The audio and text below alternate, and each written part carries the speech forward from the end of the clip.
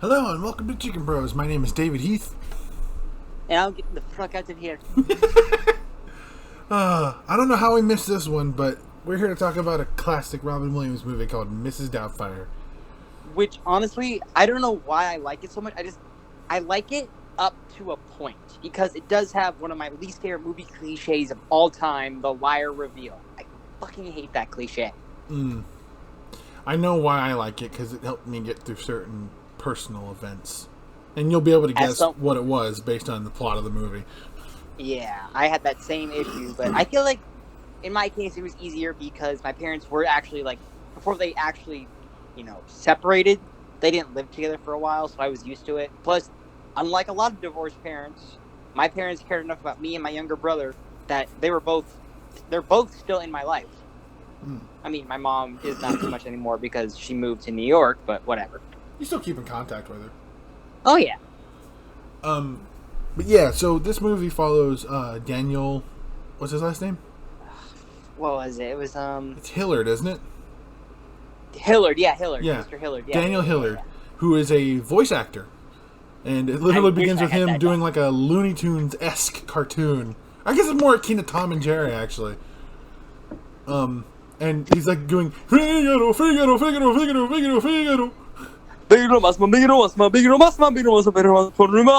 Like he's actually singing Pavarotti. He's basically being Mel Blanc in that he's all the voices in the cartoon. It's about this cat who kidnaps. Yeah, this cat kidnaps this bird and is gonna eat it, and then before he cooks it, he pops a cigarette in the bird's mouth, and the script says the bird's enjoying it, but Daniel's playing it like, I cannot do this. I cannot. I want to fall away for the bird to die. I don't want to get beak cancer. And the producer's like, Daniel, that's not what the script says. And he's like, well, look, you can't send this out to a bunch of kids. It's like giving them a pack and saying, light up. So he's got like creative differences and like. If you walk out that door, you're fired. Well, in the words of Porky Pig, piss off, Lou. And so he quits his job. Smart move, Daniel. He picks up his kid. I think he picks up his kids from school, and like it's the boy's birthday, and I think I'm remembering this correctly. Like yeah, but the older daughter's like, you can't have a birthday because of your grades. Yeah, she's like, Mom said you couldn't have a birthday party because of your grades, and then the dad's like, Mom's not gonna be home for another 4 hours. He busts out a Jack Nicholson impression. And so he decides to, like always, go overboard and basically invite the whole zoo over to his house. Like, I think there was like literal animals in that house, right? Yeah. Yeah. And then, their nosy neighbor calls his wife Miranda, played by Sally Field, to come over immediately and deal with this. And, that's when the chips start falling. Yep. So they're cleaning up. They're having an argument, and it still kills me because and it just says like how good of an actor Robin was, because like that bit where he's like, "Come on, Miranda, we love each other, don't we?" Like, damn. And that's when they're like decide they're gonna divorce, and. It ends up affecting the kids pretty badly because, in like most divorce cases, the mom keeps the kids. And so I think didn't the judge say he had to have like a suitable home, a job, something like that, yeah, suitable home, a job. Yeah. Then like they talk about visitation rights or something like that. Yeah, and he doesn't have that at first. He lives in a tiny little shitty apartment. Yeah, and they're no having job. like crappy Chinese food. Yeah. And when Miranda goes to pick the kids up, he's like, "No, you're my goddamn kids too." Yeah, because she dropped them off an hour late and come to pick them up an hour early, so it's like cutting into their time. Yeah. Yeah. And we're his goddamn kids too. Yeah, that was said by the youngest, who's played by Mara Wilson. Little Mara Wilson. Yep, when she was still itty bitty. Yep. Before Matilda. Yep. I think, yeah. Yeah, and so Daniel also discovers that Miranda's looking for a housekeeper, and that's one of my favorite scenes in the movie, just because of all the voices he does. Yeah, okay, so like he takes the form that she wrote out, changes her number so that nobody can call the right number, and he starts calling her over and over again as different people because he's a voice actor. I was in a van. You're tired, damage. I just want to know, are your kids supposed to hate me if you like slams every now and then? I'm gonna call you back. Wow. Wow. Hello, my name is Ilsa Iberman, and I'd like to know how many children do you have? I have 3. I have 2 girls and a boy. A boy. I don't work with the males because there used to be one. And then Layla, get back in your cell! Don't make me get the hose! Hello? An immediate hang up. And then, I am Job. Job. Do you speak English? I am Job. I thought this was still. Click. And then, going in for the kill. Yeah. Hello? I'm calling you regards the ad I saw in the paper. He plays this... He says she's an old English woman, but he's doing a Scottish accent. Yeah, that's very Scottish. Like, he plays this very kindly Scottish-sounding old woman who's, like, very... Like, kind of like, the perfect grandmotherly, nanny. like... Yeah, grandmotherly, yeah. Like, if my grandma was Scottish, not Irish. Yeah. That would have been my grandma. My grandma's the same way. She says that she's, good with kids, cooks nutritional meals, and... I have only one rule. It's either my food or no food. I go to bed with empty stomachs or full tummies. I hope that's not harsh for you, dear. And like it's like everything Miranda wants in a caretaker. And so he's like, "Can I give you your name? My name? Your name? I thought I gave it to you, dear." And so he looks at a newspaper headline and it says something about like Police Doubtfire was an accident or something like that. Doubtfire. I beg your pardon? Doubtfire, dear? Mrs. Doubtfire. Mrs. Doubtfire. And then he goes to his brother. Yeah. Played by Harvey Fierstein. Daniel, hi. Can you make me a woman? Honey, I'm so happy. Oh man, we missed the part where it's like just after his divorce, he's at his brother's house and like he's on the phone with their mom and his husband is like they're makeup artists and like he's like, careful, it's a woman. How would you know? How would you know? Bitch. No, not you. No, not you, Ma. I was talking to the dog. And so that's why Daniel goes to them so that way they can do him up to look like an old woman. And they actually go through several different faces. Let's go through like this. Wait, did the Cuban lady first? Or the Cuban lady, yeah. Yeah. I can't stop describing this beautiful Cuban. Every night he's like a bait of pigs. I don't know. I think maybe this is too much for them. He's so scared of them. And then, it was such a shanda. I should have never bought Grimace from Momoy. It's so chewy. It's so chewy. No, this isn't working. It's like Bobby. Yeah, this isn't working. Like, I think we need to do the whole thing. Matchmaker, make me a match. Find me a find. Catch me a catch. And then they turn him into Barbara Streisand, like, literally. Don't tell me how to live, just sit and butter. Life's candy and the sun's a ball of butter. Don't bring around the clouds to rain on my parade. Like, I need to go older. Older. Like, how older? Like, Shirley MacLaine older or Shirley Winters older? What's the difference? So Scott Tate and Red Hand Dye. What What about Jim Collins? Oh, I don't think I have the strength. I have some plaster. And then they end up turning her into what will be Mrs. Doubtfire. Like, are we close? Mm-hmm. Any closer, and you'd be mom. And you'd be mom. Oh, man. And then he/she comes by the house, and I gotta say, it's pretty convincing. Yeah. Like, I sometimes forget that's Robin Williams. And like, Euphigenia Doubtfire, dear. And, yeah, he just ends up playing, like, the perfect caretaker for them. And he's doing all this, by the way, so he can spend more time with his kids. Mm-hmm. And, Hey, don't fuss with me. Yeah, that's when he realizes that because they think because there's just a caretaker, they're going to be pretty lax, but he's like, no, you're going to do your homework or you're going to, end up paying the price. And, I hated that bit when they're like, I miss Dad, and he's like, I'm here, guys, in some form. Yeah. I do love when he's making dinner. He's like, man, it smells like burnt rubber in here. First I wanted to burn getting hot flashes. Yeah. And so he just orders food and makes it up like he made it. Considering how expensive that was, I don't think he can keep that up every night. Yeah. $150. It's highway robbery. And then, at some point, I don't remember when exactly, but he finds out that Miranda's dating this guy who she used to know back in school, right? Like high school? College? I don't remember. Played by Pierce Brosnan. Why did they have to make my favorite James Bond a douchebag? Hey, well, okay. That shit just shows his range of acting. Technically, he's not a douchebag. He's not a terrible guy. He's just addicted to Daniel. He cares for Miranda and the kids.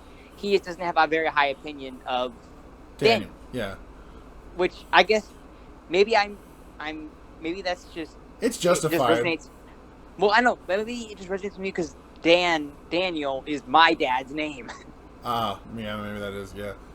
And my dad is not a loser. He's like when he comes across his car and tears off the hood ornament. He's like, so sad when that happened. You don't think the bigger car is a compensation for smaller genitals? And what about the times he got stopped by that guy trying to steal his purse? Back off, asshole! Beat it! Broke my bag, the bastard. That guy was like, what the hell?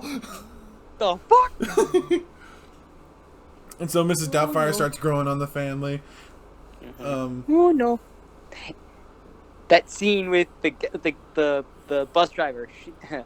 He's like, oh no. like I like what did he say? Like, I like that Mediterranean looking women, just the way God made you.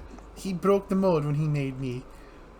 And then there's that woman, Mrs. Selener, who was coming to evaluate Dan's living space. Yeah. But like, I hate that scene just because I'm like, oh god, this is like really awkward. I don't like awkward scenes. Like, you mean like when he was dressed as Mrs. Doubtfire and he had to, keep changing? Yeah. Yeah. I was tense during that because it's like he's like always a step away from getting caught. Yeah. And of course I always thought it was funny, like those jokes he was making, like, I'm really getting into a new form with this. I feel like a new man putting on a new face. Like, this is so dumb. And then he dropped the face mask in the alleyway and the truck's coming. No! Stop! Yeah, he just goes, oh shit! And then he like puts on the robe and the wig, but no face mask. He's like, Norman Bates. And then he rushes into the kitchen, just like making her a cup of tea. He's got no other way to cover his face but shoving his face into a cake and pretending it's like a face mask. He's like, hello! Oh, he said he did. I'm just like, get to you, just get to. And then the cake icing starts dropping from his face into the coffee. Oh, you got your cream and your sugar now. It's a little cappuccino. Oh my gosh, this movie is funny. It is. Oh man. To a point for me. And then like I think Daniel's like working in like the studio he was working in, but in like a lower level. Like he's like. Yeah, like he's doing all the film shit. Yeah, like he's packing away like bits behind of film. The scenes stuff. Yeah, he's like packing away like cartridges of film.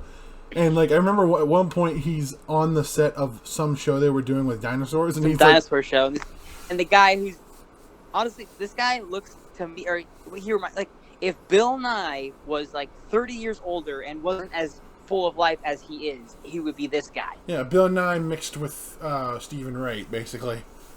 I don't know who that is, but yes. He's like a very boring, mundane guy. Whatever. But like there's a point where Daniel's alone on that set and he starts riffing with the dinosaur toys. Like, it's James Brontosaurus! Do do do. I eat wood. Do do do. It tastes good. Do do do. No meat. Big feet. I eat wood. Boom boom boom boom. Ow! And the guy who's like in charge of the studio sees this and is like, this could be actually really good television, and like wants to set up a meeting with him to talk about the show. At this restaurant. Yeah, like this restaurant, this time, this day, and then like he goes to to Miranda's house to be the caretaker, and they want to take her out to dinner for being such a good help and being part of the family and all that, and they want to go to the same restaurant at the same time on the same day, and he's like, oh crap. And I get it. It was meant to, build tension. But he had a very easy way out of that. Like, the day it happens, call Miranda and just pretend to be sick. Like, oh, I'm sorry, dear. I'm afraid I caught the sniffles. Problem solved. And they wouldn't be suspicious by seeing Dan there, because they wouldn't have no reason to assume. Yeah. Yeah. But anyway, it is what it is. And so he's at the restaurant, switching back and forth between Mrs. Doubtfire and Dan, and he accidentally makes a mistake of sitting down at the wrong table as Mrs. Doubtfire. It's like, Daniel, why in God's name are you dressed like a woman? And he's like, and then he goes then he's good hip hop, beep up, yo, make a big cup of cocoa. He tried to play it off like this was the host of the new show he wanted to pitch, and then at one point he was getting sick of Stu, Pierce Brosnan's character. Yeah, and he sabotages his dinner with pepper, which Stu is allergic to. Yeah, like deathly allergic. Yeah, and then he starts choking, and then he sees it from across. Help is on the way, He's like, "Oh no, I've killed the bastard!" And then Miranda sees Mrs. Doubtfire, help! Help is on the way, dear! Help is on the way! He starts giving him Heimlich. Come on, work with me! And then knocks the disguise off. Yeah, Stu falls on him, the face mask comes undone, and everything just unravels. Yep. Oh, the kids already know because the oldest boy and the oldest girl and the boy find him as Mrs. Doubtfire standing up peeing. Yeah. And I love that bit where he's like, "I'm not who you think I am." Yeah, no shit. Yeah, no Watch shit. your mouth, Watch young your man. mouth, young man. And they're like, "Dad, you don't like wearing that stuff, do you, Dad?" "Well, some of it's comfortable." "No, it's a pain in the padded ass." Like, who did this to you? Uncle Frank and Aunt Jack. And he tells them not to tell the youngest, Mara Wilson, because she'll blow his cover. But when now that happens, she sees him and goes, "Daddy?" Oh. And then everything starts falling down. Yep. And then I think they took away his visitation rights or something like that, or he had to have someone there to watch him. Yeah. Ugh. And then his show as Mrs. Doubtfire starts taking off. And all the kids are like, "I missed when she did this. I missed when she did that." And even Miranda finds herself saying that. Yeah, and it's like, "Wait, she wasn't even real." Da, da, da, da. And then she ends up on the TV, doing the show, and then they're all laughing again, and Miranda comes to talk to him about what to do about all this. You took away my children. You ripped my heart out once. You come to do it again. Yeah, man, this movie is funny, but it also really deals with the serious event, serious the ripple effects of divorce. Yeah. And then they come to a reasonable conclusion where he'll be able to see them, and yeah, it's a kind of like a happy ending of sorts.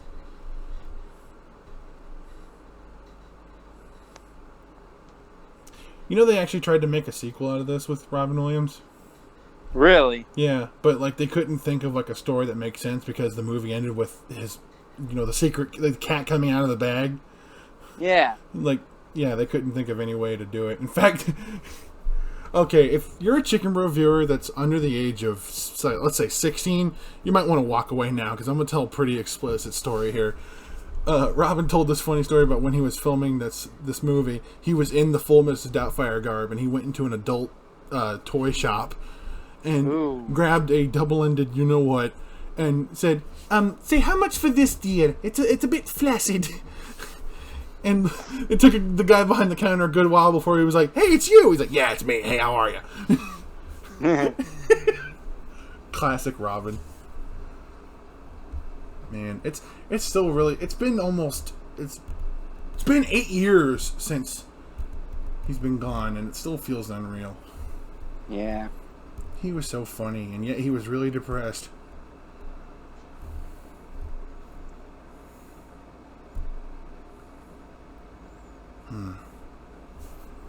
You'll be missed, Robin.